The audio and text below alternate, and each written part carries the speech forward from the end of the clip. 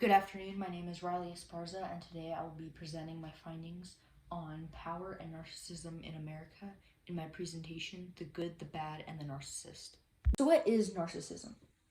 Contrary to popular belief, confidence, charisma, and egotism do not equate to narcissism. This flippant use has actually contributed to the lack of diagnoses of narcissistic personality disorder, or NPD for short. NPD is not taken nearly as seriously as other debilitating mental illnesses, nor are those who suffer from NPD being held accountable for their abuse of power, thus subsequently contributing to the rise in the mental health crisis in the United States. Narcissism is actually characterized by the interpersonal relationship that narcissists have with leadership and authority, superiority and arrogance, self-absorption and self-admiration, and exploitiveness and entitlement. One tool that psychologists use to diagnose narcissism is the Diagnostic and Statistical Manual of Mental Disorders, or the DSM for short. In the fifth most recent edition, narcissism has 9 key traits, as represented in the table below.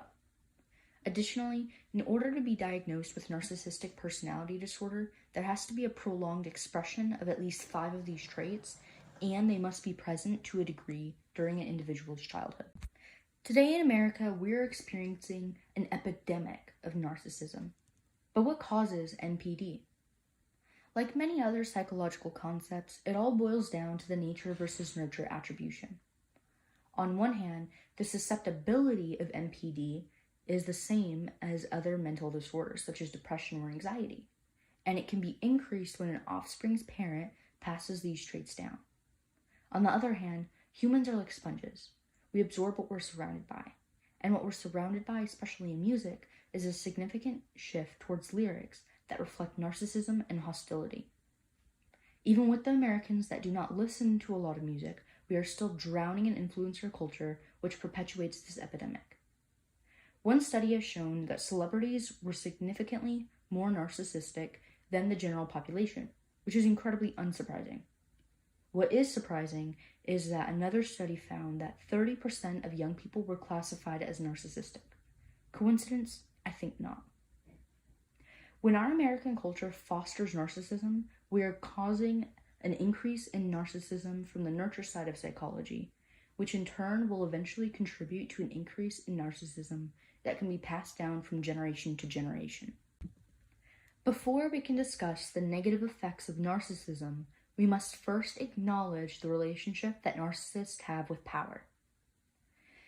Narcissists feed off of power, and this in of itself is very concerning when the implications are considered.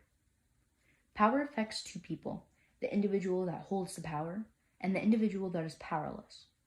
For the individual who holds the power, most do not know that power leads to empathy deficits and diminished moral sentiments, self-serving impulsivity, incivility, disrespect, and narratives of exceptionalism.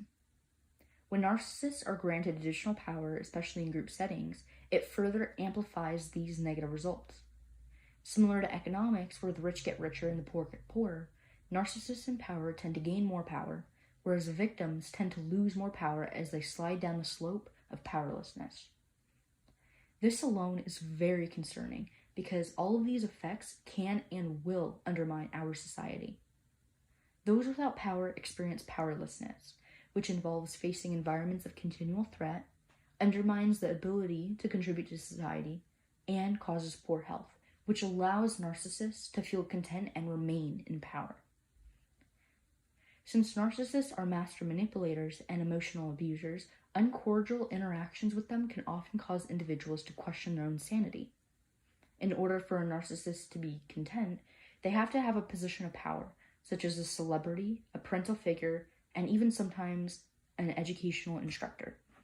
In order to resolve the narcissist epidemic in America, we as Americans need to be educating ourselves on the behaviors of a narcissist. A common misconception with narcissism is that narcissists target those who are too stupid to know any better, but this is certainly not the case. Because narcissists crave positions of power, they will take extreme measures to secure their social position, and those who are incompetent are often unthreatening. Therefore, the ignorant are safe from narcissistic attacks. However, those who are competent are in a position to overthrow a narcissist from their toxic position of power. By threatening the status quo, the narcissist becomes fearful and insecure about their social position, which in turn places the competent in a position where they are a special target for the narcissist. When the competent engages in a verbal altercation with the narcissist essentially has three methods of operation: deflection, projection, and self-victimization. All three methods are designed to allow the narcissist to avoid responsibility and the ramifications of the altercation, which in turn secures their power. With deflection, narcissists approach a confrontation with anger, followed by rationalizations of their actions in order to avoid responsibility and gain power in the interaction. As they strive to excuse their behavior, they are actively trying to normalize their toxicity, which provides a foundation for acceptance of this toxicity in future arguments. Projection is another tendency which is characterized by turning the focal point of the altercation on them, around and towards their victim. This enables them to gain a better foothold in the altercation, and it also allows them to further characterize themselves as a victim, even as they rapidly gain more power. By questioning the confronter, the narcissist is no longer the perpetrator, nor do they have to apologize for their actions. Lastly, self-victimization is a common tactic in which narcissists use past hardships as a pass to make the confronter appear to be the antagonist. If all else fails, narcissists may blame all wrongdoing on their competent target, also sometimes called the scapegoat, in both group dynamics and familial dynamics as well. Just like the image right here says, a good scapegoat is nearly as welcome as a solution to the problem. In a familial dynamic, narcissistic parents, typically mother figures, tend to establish unspoken positions for their children, where one is a scapegoat and the other is the golden child. The scapegoat is often verbally berated, ignored, and they are used as the fall guy for the narcissist's problems.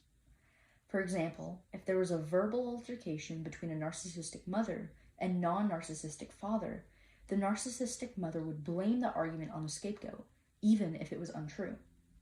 On the other hand, the golden child is essentially put on a pedestal, mainly due to the fact that narcissists identify with the golden child. Narcissists believe that they can do no wrong and are deserving of constant praise and adoration, so they treat the golden child with that same expected behavior.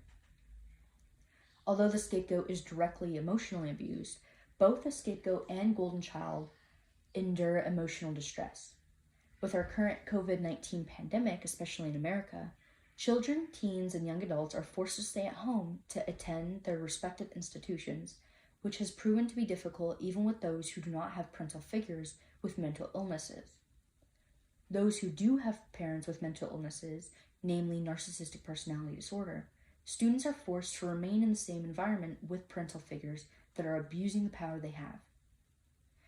Because NPD is not diagnosed as often as other mental illnesses, NPD is often left untreated, which prolongs the mistreatment of narcissist victims.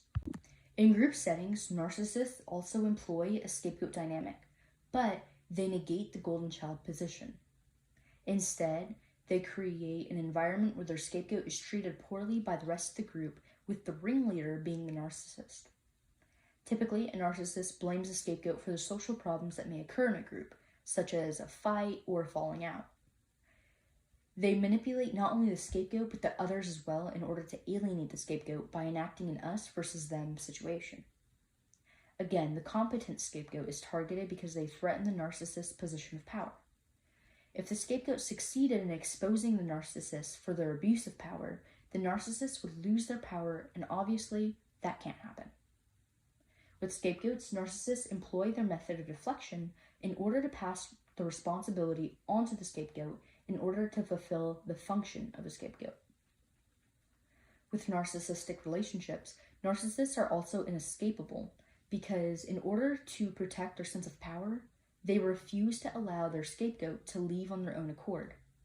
Instead, the narcissist goes on the offense to kick the scapegoat out of their relationship in order to secure and reinforce their power. Personally, I have experienced the scapegoat and golden child dynamic with my younger sister and her paternal grandmother. Let's call her Jane. Just like many other narcissists, Jane treated my younger sister, the golden child, better than I, the scapegoat, was treated, especially after I questioned Jane about why there was a difference between our treatment. With this altercation, Jane employed deflection, projection, and self-victimization. Jane claimed that I was never treated differently and I was crazy for accusing her of mistreatment. By challenging Jane with my testimony, I was threatening her reputation as a perfect grandmother, which was the status quo. Even after bringing up instances where I was treated differently. For example, Jane threatened to take away my privilege of having a room to sleep in, solely because I accidentally left a single sock on the floor. But on the other hand, my younger sister, the golden child, could slam a door out of anger, and Jane would simply laugh it off. I was told that these instances didn't count and they were too trivial to matter. After this, her true color showed. She began ignoring me for weeks on end, purposely only made enough food for everyone else in the household, stole packages of mine, a federal offense, took away the remote to my fan in the middle of summer, where it was 100 degrees at night, along with the curtains that allowed the room to remain cool, took away my blankets so that I could not sleep with them in the spring, and she forbade my family to celebrate my birthday. All of this happened when I was in high school. I was a child. Jane then suggested that if I apologized for being such an ungrateful and horrible child, forgave her for everything she did, and promised to never bring any of this up ever again, I would be forgiven and she would start treating me civilly again. My stepfather was on her side and agreed that I was an unmanageable and unruly child. However, my younger sister, the golden child, disagreed and said that Jane was in the wrong. Even though I was a 4.0 honor student, volunteered for hours every week, I was heavily involved in an after-school club, and I always had adults commenting to my mom and stepfather about how well behaved I am, my stepfather and Jane still maintained their idea, that I was a horrible child. It did not feel right agreeing to Jane's terms, so I politely declined and the onslaught continued for months. Throughout this time, I began slowly moving my stuff out of the house, but this caused things to escalate until I was kicked out a couple months later.